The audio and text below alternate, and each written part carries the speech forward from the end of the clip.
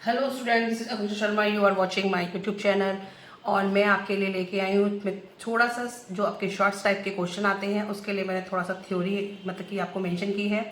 वैसे तो मैंने ये कॉन्सेप्ट्स आपको पहले भी समझा रखे हैं एक वीडियो में, लेकिन अभी मैं थोड़ा शॉर्ट क्वेश्चन के हिसाब से लेके आई हूँ। ठीक है, तो स्टार्ट करते हैं। What is matching concept? Matching concept से स्टूडेंट बहुत कंफ्यूज हो जाते हैं कि मैचिंग कॉन्सेप्ट होता क्या है। एक जनरली आप एक लैंग्वेज में देखेंगे कि मैचिंग कॉन्सेप्ट क्या है।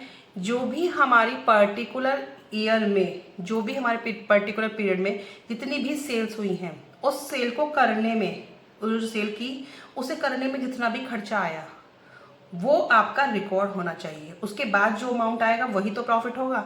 तो वो उससे मैचिंग होना चाहिए कि जो भी हमने सेल करी उससे रिलेटेड कितनी कॉस्ट आई, ठीक है, जितने भी एक्सपेंसेस हुए, तो वो दोनों आपके क्या होने चाहिए, रिकॉर्ड होने चाहिए। तो वो उससे मैच होना चाहिए, बेशक उसका पैसा आपको मिला हो ना मिला हो। ठीक है, तो ये जो आपका मैचिंग कॉन्सेप्ट ये कहता है जो भी पर्टिकुलर टाइम पे पीरियड में आपने जो सेल्स की हैं, रेवेन्यू मीन्स सेल्स की हैं, उससे रिलेटेड जितनी भी आपकी कॉस्ट आई वो उस टाइम पे रिकॉर्ड होनी चाहिए, वो मैच होनी चाहिए कि यही सेल इस साल हुई है और इसी के साथ ये वाले कॉस्ट हुई है। ठीक है, all cost incurred during a particular period should be charge to revenue. तो जितनी भी कॉस्ट हुई है उस रेवेन्यू को करने में, रेवेन्यू में सेल होती है, सेल जब भी आपने करी है उसे करने में जितनी भी कॉस्ट लगी वो रिकॉर्ड होने चाहिए। ठीक है, of that profit for determining the net profit निकालने के लिए। ठीक है, क्योंकि हम क्या निकालते हैं जब हम भी सॉल्व करेंगे, profit equal to revenue minus expense. तो इट मीन्स जो प्रॉफिट आया वो उस साल जितनी भी आपने सेल करी, सेल्स में से एक्सपेंस माइनस करे, तब आपका प्रॉफिट कैलकुलेट होगा। तो जो सेल करी है उससे रिलेटेड आपके जो कॉस्ट है वो आपको पता होनी चाहिए। ठीक है, तो एक सिंपल वर्ड जो लैंग्वेज है वो मैंने लिखी है, आप इसको बस पढ़ लेना। What is accrual concept? Accrual concept भी मैचिंग कॉन्सेप्ट पे मैच करता है।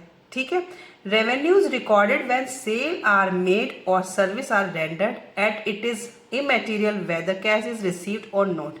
वो कह रहा है कि जो सेल्स है वो तभी रिकॉर्ड करनी चाहिए जब आपने सेल करी है या सर्विस प्रोवाइड करा दी। ठीक है, अब फॉर एग्जांपल हमने सेल करी है 1 अगस्त को। ठीक है, अब हमने जो 1 अगस्त को सेल करी है और जो उसका अमाउंट रिसीव होगा या आप पे कर रहे हो कुछ भी, तो आपको जो वो अमाउंट है वो आपका हो रहा है दिसंबर में। तो आप दिसंबर में रिकॉर्ड नहीं करेंगे, जब आपने सेल कर दी है और सर्विस प्रोवाइड कर दी है आप उसी डेट को रिकॉर्ड करेंगे। एक्यूरल कॉन्सेप्ट कहता है चाहे कैश रिसीव हुआ हो या ना हुआ हो, लेकिन अगर आपने सेल करते वक्त जो सेल्स की है या उसे सर्विस प्रोवाइड की है वो आप रिकॉर्ड कर लेंगे जिस टाइम भी आपने की है। ठीक है, जैसे मैंने बताया जिस टाइम आप सेल कर रहे हैं उसी टाइम को आप रिकॉर्ड करेंगे, बेशक उसका पैसा आपको मिला हो या नहीं मिला हो। ठीक है, तो एक्यूरल कॉन्सेप्ट आपका ये कहता है और मैचिंग कॉन्सेप्ट कहता है कि जो भी आपने सेल की है पर्टिकुलर पीरियड में उससे रिलेटेड जो भी कॉस्ट है वो आपको तभी उसके साथ चार्ज करनी है, तभी आपको एक्चुअल में पता चलेगा क्या प्रॉफिट हुआ। ठीक है, आगे देखते हैं। What is convention of full disclosure? Full disclosure क्या है? फुल डिस्क्लोजर तो आपको पढ़ के पता चल रहा है कि full disclose of all the information. It means there should be sufficient disclosure of information which is of significant interest to the user of financial statement. जो भी यूजर्स आपके फर्म में आ रहे हैं, जो भी यूजर्स हैं या कोई आउटसाइडर्स हैं जो फर्म में इंटरेस्ट लेना चाह रहे हैं, उनके सामने आप पूरी की पूरी इंफॉर्मेशन बताएंगे कि आपकी जो फाइनेंशियल पोजीशन क्या है, फर्म की जो फाइनेंशियल पोजीशन है वो किस तरह की है, कितनी एसेट्स हैं, कितनी लायबिलिटीज़ हैं। तो जो भी सफिशिएंट इंफॉर्मेशन है वो आपको फुल डिस्क्लोज करनी है। ठीक है, वो भी किसके सामने? जो भी आपके फर्म में इंटरेस्ट लेने के लिए आउटसाइडर्स आ रहे हैं उनको आप सारी इंफॉर्मेशन फुल डिस्क्लोज करेंगे। तो एक शॉर्ट में मैंने ये लिख दिया है, आई होप कि आपको समझ आ गया होगा। नेक्स्ट क्वेश्चन है what is convention of prudence और कंजर्वेटिज्म? तो दोनों ही इसके नाम है, प्रूडेंस भी या कंजर्वेटिज्म, दोनों ही कुछ भी लिख के आ सकता है क्वेश्चन में। तो ये क्या होता है? All anticipated losses should be recorded in the books of accounts, but all anticipated or unrealized gains should be ignored। तो प्रूडेंस प्रिंसिपल या कंजर्वेटिज्म प्रिंसिपल कहता है जो भी आपको अचानक से होने वाले लॉस हैं, ठीक है।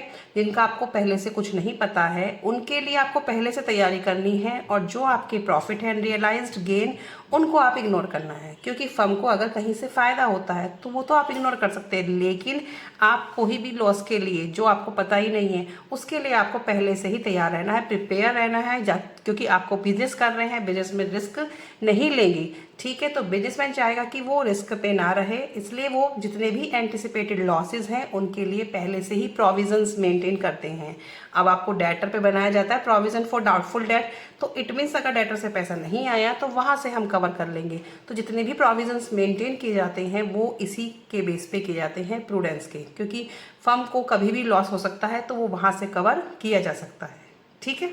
अब आगे देखते हैं, What is convention of materiality?